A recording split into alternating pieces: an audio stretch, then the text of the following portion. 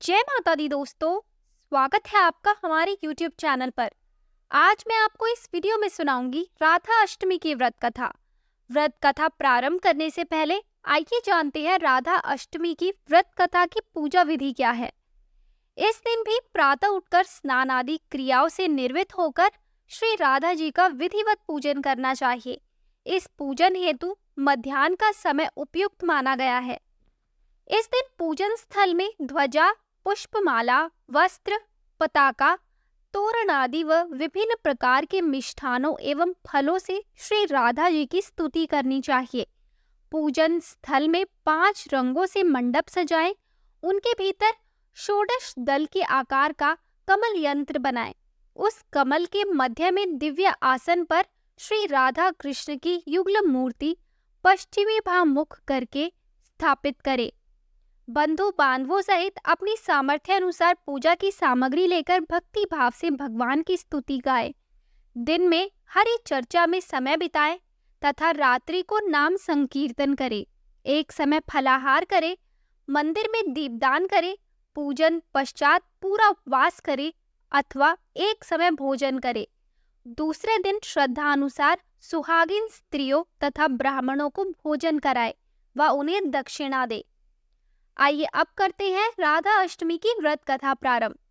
श्री कृष्ण भक्ति के अवतार देवर्षि नारद ने एक बार भगवान सदाशिव के श्री चरणों में प्रणाम करके पूछा, हे महाभाग, मैं आपका दास हूँ, बतलाइए श्री राधा देवी लक्ष्मी है या देव पत्नी, महालक्ष्मी है या सरस्वती है?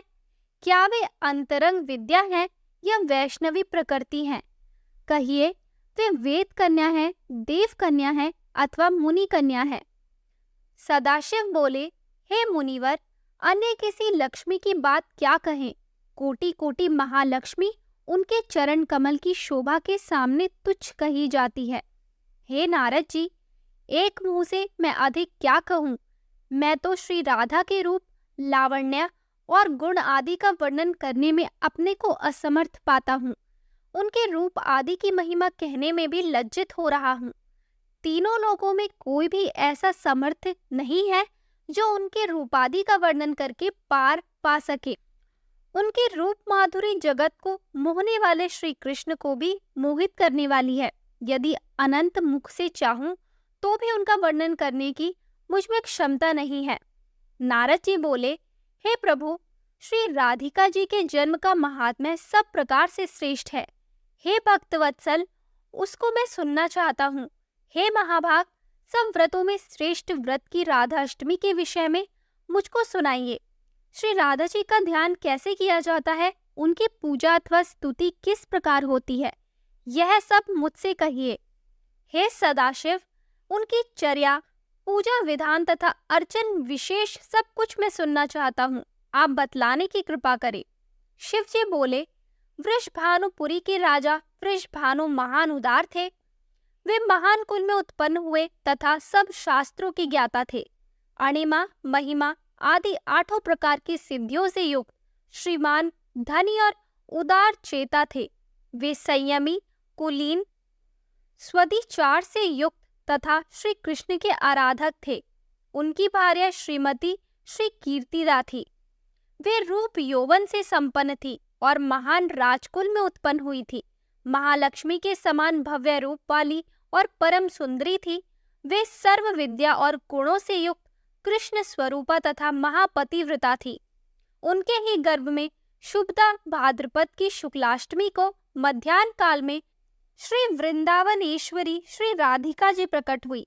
हे महाभाग, अब मुझसे श्री राधा जन्म महोत्सव में जो भजन पूजन अनुष्ठान आदि कर्तव्य हैं उन्हें सुनिए।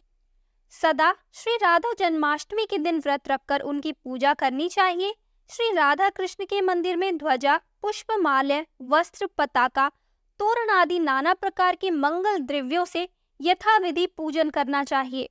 स्तुति पूर्वक सुवासित गंध, पुष्प, धूपादि से सुगंधित करके उस मंदिर के बीच में 5 रंग के चूर्ण से मंडप बनाकर उसके भीतर षोडश दल के आकार का कमल यंत्र बनाए।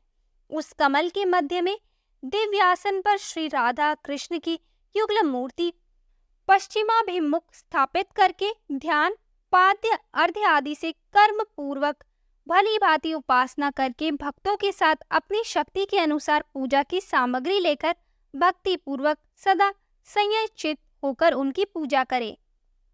तो दोस्तों, ये थी राधाष्टमी की व्रत कथा। आपको ये व्रत कथा कैसी लगी हमें कमेंट करके जरूर बताएं। हमारी आने वाली सभी वीडियोस को देखने के लिए हमारे चैनल को सब्सक्राइब करें और शेयर करना ना भूलें।